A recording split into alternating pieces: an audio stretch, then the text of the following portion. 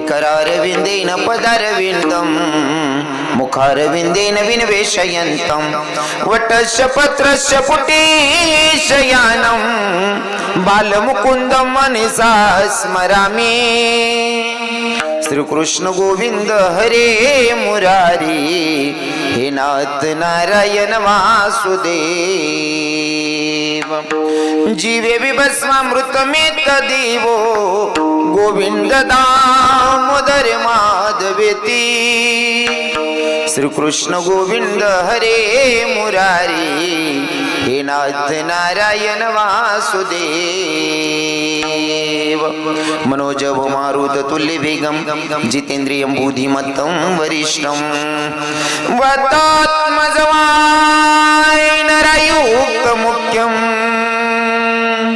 श्रीरामदूतं शरणं प्रपद्ये। श्रीरामदूतं शरणं प्रपद्ये। आई हनुमंत विराजी कथा करो मति अनुसार प्रेम सहित गति धरू पधारी जी पवन कुमार। कि राधा मेरे स्वामी ने मेरा दे जी को दास जन्म जन्म मोहे दीजियो श्री वृंदावन को वास। बरसाने की राधिका नंदग्राम के श्याम इनके पगम बंधन करू करू कोटी कोटी प्रणाम। इथं बसलेले सगळे काना देशातले लोक आहात आणि जेव्हा मी काना देशामध्ये कीर्तन करतो तर मला आवर्जून सांगायला आवडेल नारद महर्षींनी देवाला सांगितलं देवा जर मला तुझी गाठ भेट करून घ्यायची तो दर्शन करून घ्यायचे तर तुला हक्क मारायचं म्हणल्यावर काही तुझं एक नाव नाही ना। क्योंकि भैया हरि तारो नाम 6000 कान्हा तारो नाम 6000 कहा नाम लिखवी कंकोत्री प्रभु तारो नाम 6000 कहा नाम लिखवी कंकोत्री। अरे देवा तुझे हजारो नाव आहेत तुला हक्क मारायचं म्हणल्यावर कोणत्या नावाने हक्क मारायचं। श्री अनंता मधुसूदना पद्मनाभा नारायणा जगतव्यापका जनार्दना आनंदगना विनाशा सकळ देवादिदेवा कृपाडुवाजी केशवा महानंदा महानुभावा सदाशिवा सज्जरूपा इतकी सगळी नाव आहेत मग तुला कोणत्या नावाने हक्क मारायचं। देवाने सांगितलं जर माझी गाठ भेट करून घ्यायची असेल ना बाबा तर मला हक्क मारण्यापेक्षा जिथं माझे भक्त माझं गुणगान गातात तिथं माझी हजरी असते म्हणजे जे ते कीर्तनाची जागा ते हा अजून माझे भक्त गाती जेते नारदामे हा माझे भक्त जिथं जिथं माझं गुणगान गातात का तिथं माझी हजेरी असते। मग आता जर कीर्तन चाललेला कजवाड्यामध्ये कीर्तन चालू आहे कजवाड्या गावामध्ये तर पंढरपुराचा मालक कजवाड्यामध्ये येऊ शकतो मग आपल्या कानादेशाची श्रीमंते कानबाई माता येत नसेल का किंवा आपल्या वणीगडाची देवी येत नसेल का। देवी आलेली आहे आणि आलेल्या देवीचं अर्ध्या मिनिटासाठी स्वागत करूयात आणि मग चिंतनाकडे वळूयात। हे आराधीन बाई तुम्ही कुंकू घ्या आरस केली बसून घ्या। आराधीन बाई तुम्ही कुंकू घ्या आरस केली बसून घ्या।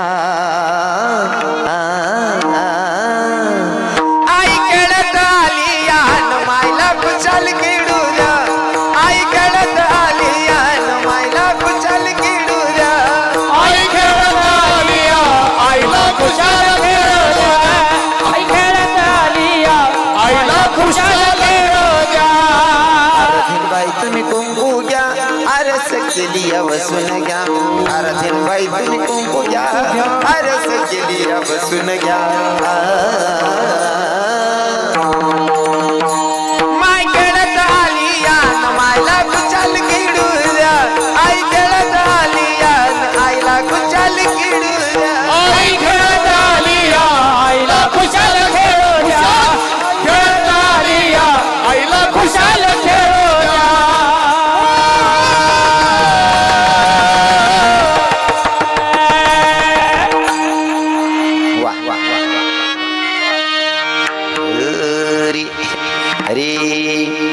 माझ्या वडिलांची मिरासी गा देवा, माझ्या वडिलांची मिरासी गा देवा, तुझी चरण सेवा पांडुरंगा, उपवास पारणे राखीला दार वंटा केला भोगवटा मला गी प्रस्तुत, प्राप्तस्थळी प्राप्त प्रसंगी निवडलेला भंग.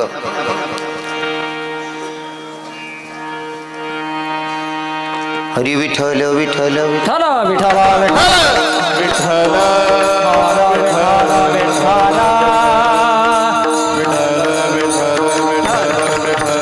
तुकोबराय महाराजांचा 4 चरणाचा अभंग आज भगवंताच्या साधू संतांच्या दुमा माता पित्यांच्या सेवेसाठी निवडला.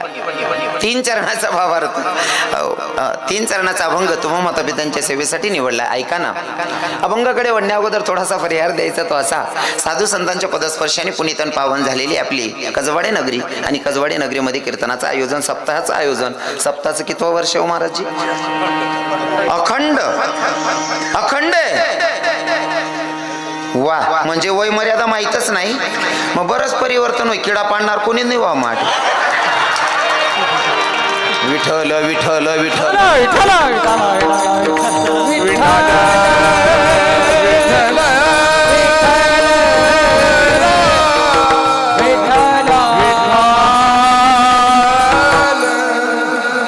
अखंड म्हणजे वयोमर्यादा माहीतच नाही. इथं टोपीवाले बाबा बसलेत, 70-80 वयाचे बाबा बसलेत, यांना सुद्धा वयमर्यादा सांगता आली नाही, म्हणजे हिशोबाच्या बाहेरचं गणित आहे. हो, खरं तर तुमची बैठकच सांगते की परमार्थ किती आहे तुमच्या गावाचा. लोक चांगले जमले आहेत, बसलेच चांगले आहेत.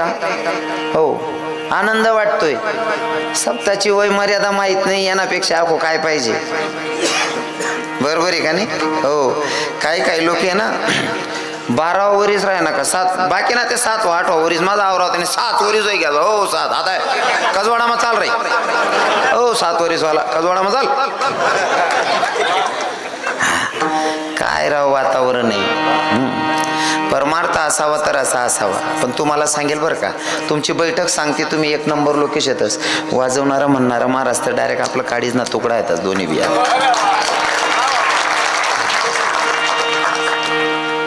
मिलिंद बाबा आणि योगेश बाबा, मतलब यमनापेक्षा दोन्ही दाखलला आहेत. निम्मेना फरक आहे आमना डायरेक्ट. एकीतला होती 30-30, 35-35 वरून 78 वरीस ना चालला आहे. आणि काय ना लेकरे मस्त म्हणतच बा विठ्ठल विठ्ठल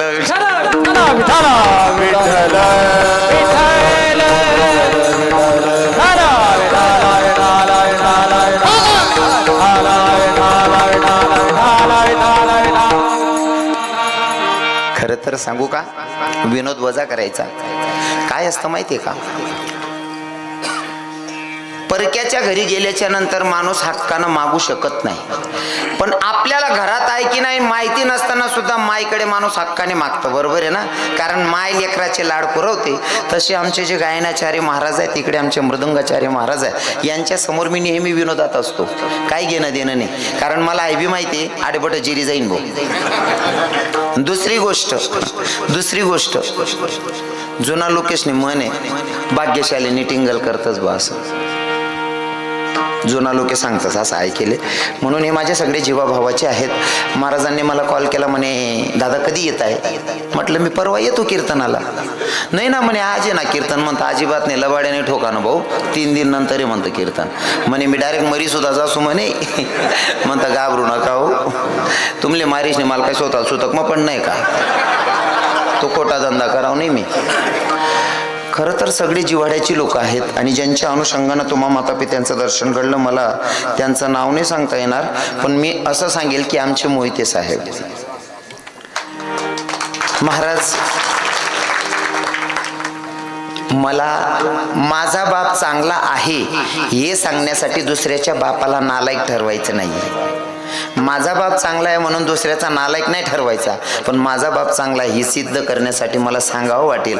काय लोके राहतच भो, एक जय भीम समजना माणूस कीर्तन नियोजन करस आणि स्वतःले चांगले जात ना म्हणणारा किडा पाडत फिरतस. काय कोण पाहिन काय लिहो, मला अजून सुधरत नाही. हो, आनंद वाटतोय मोहिते साहेब तुम्हाला बघून, आणि मनाची श्रीमंती तुमची. अजून ज्यांच्या अनुषंगानं मला तुम्हा माता पित्यांचं दर्शन घडलं, ज्यांचा खूप आग्रह होता, हेमंत भैया, हसमुख भैया आहे मेरे, मामाश्री. काय नाव मामांचं? हा, वासुआप्पा. आमचे वासू दादासाहेबांचा खूप आग्रह होता, काही झालं रविकिरण महाराजांना आणायचे. त्यांच्या अनुषंगानं तुम्हा मातापित्यांचं दर्शन घडलं. कीर्तनासाठी ज्यांची साऊंड सिस्टीम आहे, ज्यांनी महाराष्ट्र गुजरात MP गाजवले, ते म्हणजे आमचे छोटे भैया खुशाल भैया. साऊंड सिस्टीम आई राहिनी का असा जीव करस कितलक मन लिहून कितलक नाही बो असं नेता तेल निघतोय जास मी. एखादी आवडती भाजी राहिनी का सुधरत नाही कितलं खावा, असं खावा खावा मग खालने झापडी का चालणे जायला तरी सुधरत नाही. तसं आहे साऊंड राहिना का मन सुधरत नाही कितलं म्हणून काय म्हणू असं. हा, पत्रिका. अच्छा, पत्रिकावर सुधरीन का? अच्छा, हां, आयोजक आमचे विजय संतोषजी मोहिते, बरोबर ना? हां, मग मी जाणं पडेल का? नाही, कसं आहे ना, मना कजवाडा मग पहिलं मुईशे हो, आपले माहीत नाही कोणता डबा मग काय पडेल शा असं. हां, एकदा ना मन ध्यान माही घे ना, मग सास वाजले वट्टावर चहा दिसून. आता सुरुवात आहे म्हणल्यावर नाही का, पहिलं मूळशे म्हणा बी लाय होई मूळ, पण मग आता कोणी नालायकने बिघाडली नाही तर मी काय करतो. तो तुमना प्रश्न आहे. ऐका, खरं तर मला तुमच्या गावाचा स्वाभिमान वाटतोय सगळ्या गोष्टींमध्ये. हो, इथं तुम्ही एवढे नम्र लोक आहेत. अजून शूटिंगला थांबलेले माझे जीवाभावाचे असणारे माझे दिनेश दादासाहेब आहेत खाकुर्डीकर, गावविराने. हां, दुसरे दादा तुम्ही गावातलेच कल्पेश भाई, केम छो? इकडे माझे खुशाल भैया आहेत, आमचे सगळे महाराजांचे हेमंत बाबांचे सगळे शिष्य परिवार सगळे. खरं तर मला सांगायला स्वाभिमान वाटेल. बाबा, विद्यार्थी किती आहेत आपल्याकडे? 22 आहेत का? पहिला माणूस भेटणार खरं बोलणारा, बाकी 70 वाला बी 150 सांग देतो.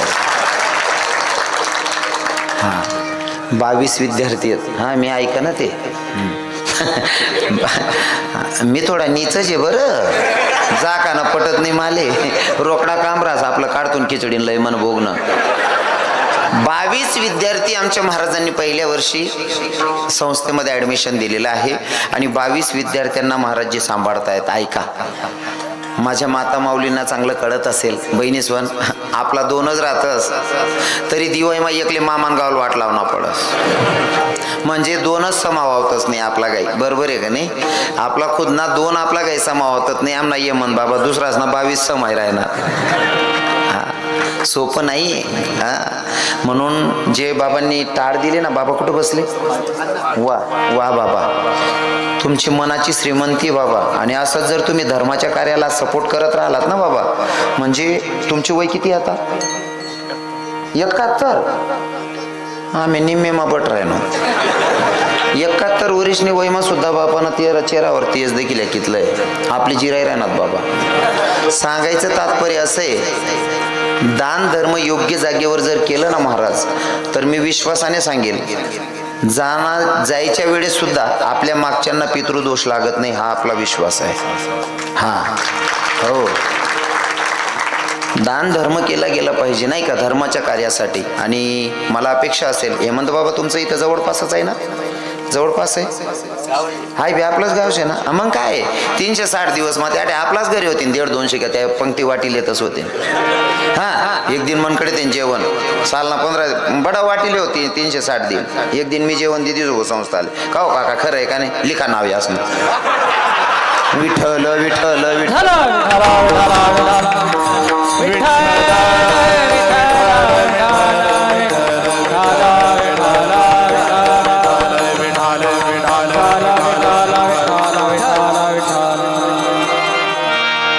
जेवढे ओळखत होतो तेवढे नावं घेतली. इथं बसलेले बरेच वरिष्ठ बाबा आहेत, मला नावं माहिती नाही म्हणून सगळ्यांची जाहीर माफी मागतो. कसं आहे ना, नावं सगळ्यांची माहिती नसल्यामुळे मी नावं घेऊ शकत नाही. हां, सगळं माऊली परिवार आमचे बाबाजींचे शिष्य, गुरुजींचे. हो, खरं तर मला गुरुजींबद्दल स्वाभिमान वाटतो. मी गुरुजींचा शिष्य बरं का बाबा, गुरुजींचा शिष्य. या दिंडीमध्ये मी लहानपणी चाललेलो, योगेश बाबा लहानपणी चाललेलो आहे. आणि बऱ्याच ठिकाणी मी हा परिचय पण देतो की या दिंडीमध्ये चालत असताना मी जमतेम 11-12 वर्षाचा होतो, 12-13 वर्षाचा. मी माले धोतर कसं नेसो आहे बी सुधरे नाही. हो, या जुना बाबा लोक होतात ना, जर बैर दिशात येऊत ना अख्खा पसार आवरीन त्यांना जोड ठी देऊ दो तर साड्या भाऊ. पण विषय असा झाला की मी जरा त्या भागात चालला गेलो म्हणून माझा कॉन्टॅक्ट थोडा कमी झाला. आणि मला तर असं वाटतं की माऊली परिवारमध्ये जेवढे पण जे सुज्ञ लोक आहेत माझ्यापेक्षा ज्ञानामानाने मोठे, त्या लोकांनी माऊलींच्या विचारांना धरून ठेवलं पाहिजे. कारण माऊलींनी समाज जोडलाय, आपण सुद्धा समाज जोडला पाहिजे. आवाज सांगतो तसा असा करा, मग कट नको करा. कारण माऊली नाही ना समाज जोडण्याचं काम केलेलं आहे. आणि माऊलींचं अंतकरण एवढं शुद्ध होतं. वयाच्या 12व्या-13व्या वर्षी जेव्हा आम्ही गाडी करून पहिल्यांदा माळ घालायला गेलो ना बाबाजी, माळ घालायला गेलो तर बाबांनी पहिलेच गुरुजींनी सांगून दिलं, हे पोरांनो या पोरांना खायला काहीतरी आणणार आहे. आम्ही म्हणलो बाबा आम्ही जेवण करून आलो. खोटं नका बोलू रे, भूक लागली ना तुम्हाला. म्हणजे भूक लागली ही ओळखण्याची ताकद फक्त मायची असते. मायनं ओळखलं ती माऊली, आणि त्या माऊलीची आपण लेकरं आहोत. मग आपल्या मायचे विचार आपल्यात रुजले पाहिजे राव, नाही का, कोणाचा द्वेष करण्यापेक्षा. असो, इथं जमलेले सगळे वरिष्ठ माझ्यापेक्षा ज्ञानामानाने मोठे असणारे, प्रत्येकाचं नाव घेणं शक्य होणार नाही, सगळ्यांची नावं घेतली असं गृहीत धरूयात. कारण मी जर बाकीना नाविलीनाथ बाकीना ना सुटी घ्या त्या बाकीना सांगते चिलगा रे या चिकना चिकना नाशे रे. आणि समजा बटास नावे लिवाना म्हणत तुम्ही इथलाच नाही नावे लिवा मला रात निघ जाईल. तुम्ही दाखव सकाळी सांगशात नेमका रात्री कीर्तनकार येलो होता का बाट येलो होता, आमले संबंध नाही का. म्हणून तुम्ही आलेले सगळे श्रोत्यांना, हो, जे माझ्यापेक्षा ज्ञानामानाने मोठे आहेत त्यांच्या पायाला स्पर्श करतो आणि अभंगाकडे वळतो. विठ्ठल विठ्ठल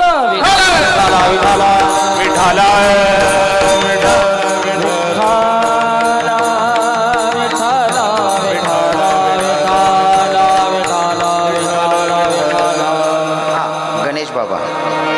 हा भैया दादा, हा भैया दादा.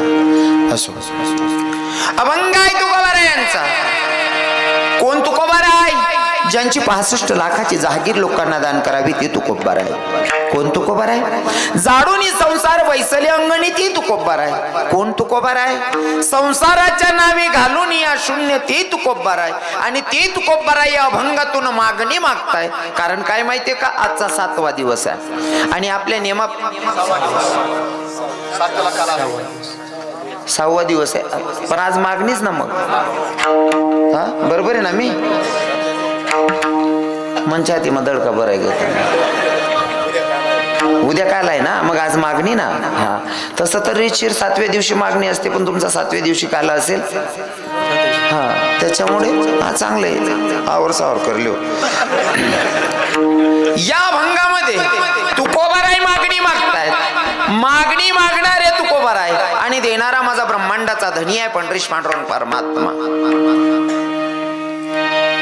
मागणाऱ्याचाही तेवढा अधिकार असावा आणि देणाऱ्याचा सुद्धा तेवढा अधिकार असावा. बरोबर आहे ना. मागणारे आहे तुकोबार आहे आणि देणारा ब्रह्मांडाचा धनी आहे. जेव्हा तुकोबार आहे भगवंताच्या समोर गेले, समोर गेल्याच्या नंतर प्रत्येक वेळची परिस्थिती अशी असायची की तुकोबारायांना बघून भगवंताची नजर खाली पडायची.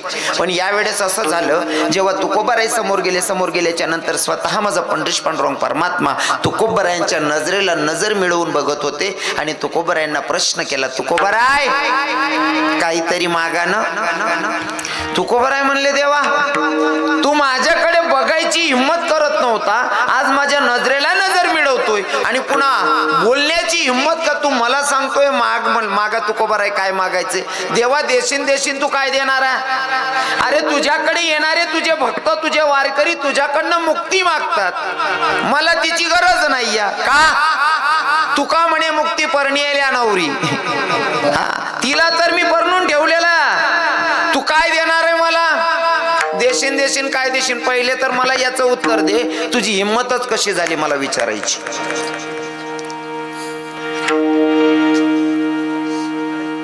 हिम्मत कस काय वहिनी म्हणे तुझी हिम्मत? देव म्हणे भाऊ मी बी काय मना भरोसावर नाही रे दादा, मन बायकोन भरोसावर पाम भर दिन तार म्हणे. मला माहितीये तुकोबाराय कधी मागत नाही, पण माझ्या पत्नीनं मला मला सांगितलं तुमचा प्रत्येक भक्त येतो तुमच्याकडे काहीतरी मागणी मागतो तुम्ही भक्ताला देतात, मग कधी तुकोबरायांना द्यावं वाटत नाही तुम्हाला? मी माझ्या पत्नीला सांगितलं, मी प्रत्येक वेळेस सांगतो अपेक्षा आहे की तुकोबरायांनी काहीतरी मागावं, पण तुकोबराई काही मागतच नाही. मग पत्नीनं मला सांगितलं रुक्मिणीनं, मग ते मागत नाही म्हणून द्यायचं नाही का? मागत नाही म्हणून द्यायचं नाही का? तुम्ही स्वतःहून एकदा विचारा, म्हणून मी तुम्हाला विचारतोय. हा बघा बरं, काही लोकांना इथं पण लाज वाटते. हो, मला स्पष्ट मांडायला आवडेल. जगाचा मालक, ब्रह्मांडाचा धनी, पंढरीश पांडुरंग परमात्मा, तो सुद्धा बायकोनं ऐकस.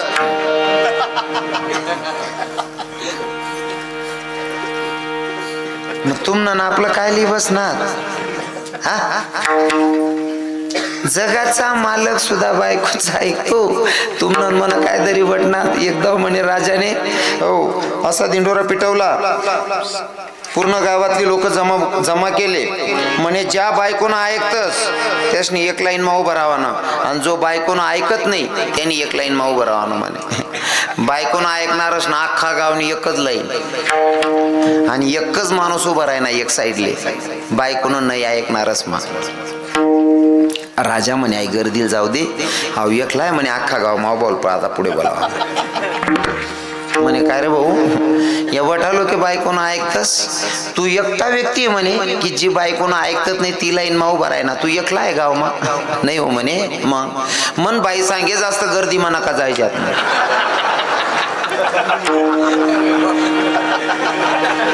भूतलावर असा माणूस नाही तो बायकोचं ऐकत नसेल. बरोबर आहे की नाही?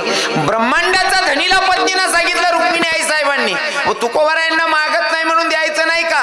अहो सांगा ना कधीतरी. पण तुकोबराय म्हणतात देवा मागायला जर सांगत असशील तू देशील काय देणार? काय देणार आहे तू? अरे तुझ्याकडनं माझ्या पूर्वजांची ठेवच एवढी शिल्लक आहे, त्याच पुण्यत्वाकडनं तेच देणं होत नाही, तू मला देणार काय? माझा विषय दे सोडून. पण पॉइंट नोट करा, मागणारे संत आणि देणारे भगवंत. मागताना सुद्धा हुशारीनं मागलं पाहिजे. मागणाऱ्यानं मागताना हुशारीनं मागावं. तुकोबरायांनी काही अभंगामध्ये गोड मांडलेलं आहे, मागितलेलं आहे. जसं की हेची दान दे गा देवा तुझा विसर न व्हावा, नाही का? जे पण मागितलं ते फक्त भगवंताच्या प्राप्तीचं मागितलंय, संसारासाठी काहीच नाही मागितलं. तुम्हाला सांगतो, मला सांगायला आवडेल. आता माझ्या बसलेल्या माझ्या काकू आहेत, माझ्या मावशी आहेत, माझी ताई आहे, यांना विचारा या जर देवना मंदिर माग्यात या मागणी मागतीस मिलिंद बाबा, यांची मागणी एवढी भारी असते का? देवना मंदिर माग्यात का देवबा मनसून बायले मन आंडेरले काहीच नाही रे बा, काहीतरी कुत्र मांजर होऊ दे रे देवबा. मग तुम्ही देवपाई मागाण टाइमले कुत्र मांजर मागेलशे ना, मग देवबा कुत्र मांजरच देस. ते काय करत संध्याकाळी मांजेरनी मायक डोया लाईन पिलेस आणि अर्धी रात पाई कुत्रान मायक भुकत फिर. कारण तुमना मागा मग चुकाय घेते. बरोबर आहे का? मागणी मागत असताना हुशारीनं मागावी. हा मागणी मागत असताना हुशारीनं मागावी. मागणी सांगायचं म्हणल्यावर मी कालच्या दिवशी पण बोललो, मागणी मागायची असेल तर माझ्या जिजाऊमा साहेबांसारखी मागणी मागावी. विठ्ठल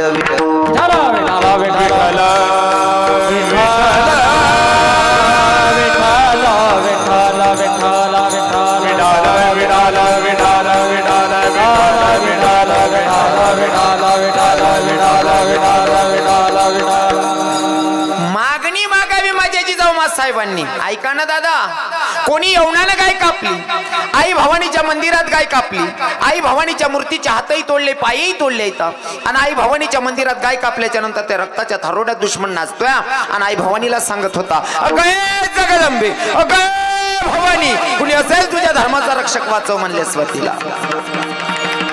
आई भवानीच्या मंदिरात गाय कापलेली, रक्ताच्या थारोड्यात दुश्मन नाचलेला, आई भवानीच्या मूर्तीच्या हातही तोडले इथं, पायही तोडले इथं, आणि आई भवानीला सांगत होता, अगं जगदंबे, अगं भवानी, कुणी असेल तुझ्या धर्माचा रक्षक वाचव म्हणले स्वतीला. दादा कोण्या दासीनं बघावं आणि बघितल्याच्या नंतर जिजाऊ साहेबांकडे जाऊन जिजाऊ साहेबांना सांगावं, मासाहेब कोणी यवनानं गाय कापली, रक्ताच्या थारोड्यात दुश्मन नाचलेला आहे, आई भवानीच्या मूर्तीच्या हातही तोडले, पायही तोडले इथं, आणि आई भवानीला सांगत होता, अगं जगदंबे,